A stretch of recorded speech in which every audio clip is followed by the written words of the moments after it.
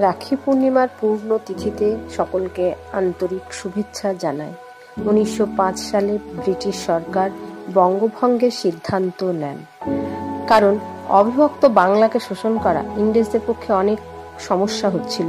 এছাড়াও বাংলাকে ভাগ করার মূল লক্ষ্য ছিল তৎকালীন সময়ে ভারতে যতগুলো ব্রিটিশ বিরোধী আন্দোলন হয়েছে তার প্রায় সবগুলোরই উৎপত্তি স্থল ছিল অবিভক্ত বাংলা। তাই তাদের প্রধান উদ্দেশ্য ছিল বাংলাকে ভাগ করা। তখন রাজনৈতিক অস্থিরতায় রাখিবন্ধন উৎসবকে হাতিয়ার করে বঙ্গভঙ্গের বিরুদ্ধে গর্জে উঠেছিলেন আমাদের প্রিয় কবি বিশ্বকবি রবীন্দ্রনাথ ঠাকুর।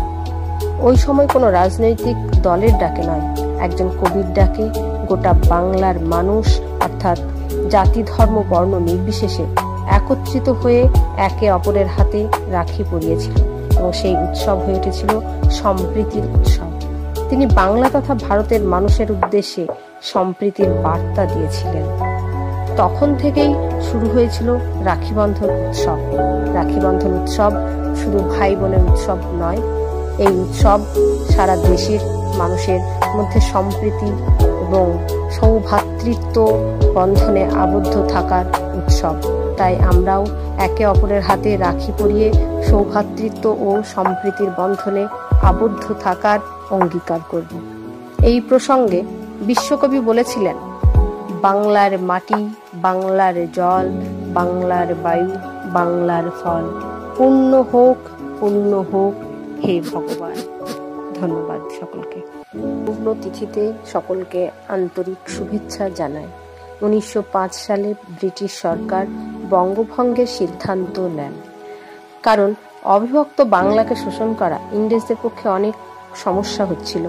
এছাড়াও বাংলাকে ভাগ করার মূল লক্ষ্য ছিল তৎকালীন সময়ে ভারতে যতগুলো ব্রিটিশ বিরোধী আন্দোলন হয়েছে তার প্রায় সবগুলোরই উৎপত্তি স্থল ছিল অবিভক্ত বাংলা। তাই তাদের প্রধান উদ্দেশ্য ছিল বাংলাকে ভাগ করা।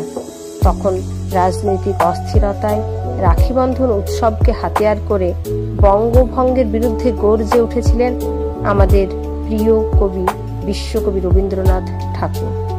ওই সময় কোনো রাজনৈতিক দলের ডাকে নয়, একজন কবির ডাকে গোটা বাংলার মানুষ অর্থাৎ জাতি ধর্ম বর্ণ নির্বিশেষে একত্রিত হয়ে একে অপরের হাতে রাখি পরিয়েছিল এবং সেই উৎসব হয়ে উঠেছিল সম্প্রীতির উৎসব। তিনি বাংলা তথা ভারতের মানুষের উদ্দেশ্যে সম্প্রীতির বার্তা দিয়েছিলেন। তখন থেকেই শুরু হয়েছিল রাখিবন্ধন উৎসব। রাখিবন্ধন উৎসব শুধু ভাই বোনের উৎসব নয়, এই উৎসব সারা দেশের মানুষের মধ্যে সম্প্রীতি এবং সৌভ্রাতৃত্ব বন্ধনে আবদ্ধ থাকার উৎসব। তাই আমরাও একে অপরের হাতে রাখি পরিয়ে সৌভ্রাতৃত্ব ও সম্প্রীতির বন্ধনে আবদ্ধ থাকার অঙ্গীকার করব।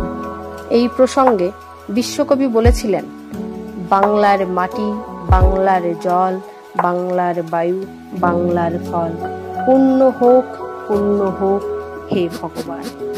ধন্যবাদ সকলকে।